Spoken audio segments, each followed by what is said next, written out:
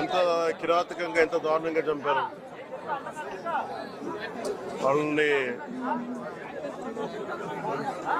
ఈ సమయంలో వాళ్ళు అడుగుతూ మేము ఆత్మగౌరవం ఉన్న వాళ్ళు మేము నిజంగా ఇక్కడ ఏదో ఒక ఎక్స్గ్రేషియా ప్రకటించడానికో లేదంటే దీనికో రాలేదు. నిజంగా ఉగ్రవాదుల దాడిలో ఇది రిపీటెడ్గా,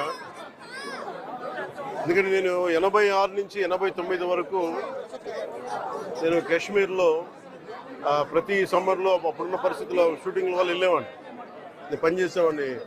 సో నాకు పరిస్థితులు తెలుసున్నాడు. మళ్ళీ తిరిగి అలాంటి పరిస్థితులు పునరావృతం అయినది చాలా చాలా బాధ కలిగిస్తూ ఉంది. కొన్ని అంశాలు ప్రత్యేకంగా ఆవిడ తెలియజేశారు.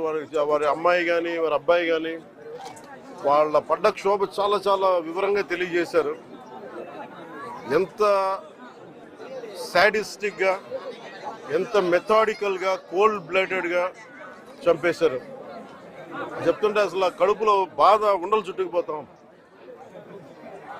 అందుకని ప్రత్యేకించి ఈ సందర్భంలో కాకుండా సమయం అవుతోంది అన్నారు.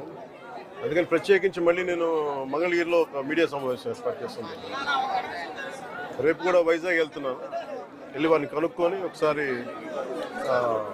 ప్రభుత్వం అన్ని రకాలుగా భరోసా ఉంటుంది అది మీకు తెలుసు, చెప్పక్కర్లేదు, ఖచ్చితంగా చేస్తుందని సందేహం లేదు. కానీ ఇది more than ex gratia, more than డబ్బుల కంటే కూడా బాధలో మీకు తగిలిన ఈ వచ్చిన ఇబ్బంది కానీ, ఈ గాయం కానీ, అంటే మనిషి చనిపోయారు కానీ ఈ జ్ఞాపకాలు చిన్నపిల్లడి ముందు జరిగింది, కూతురు బిడ్డ ముందు జరిగింది.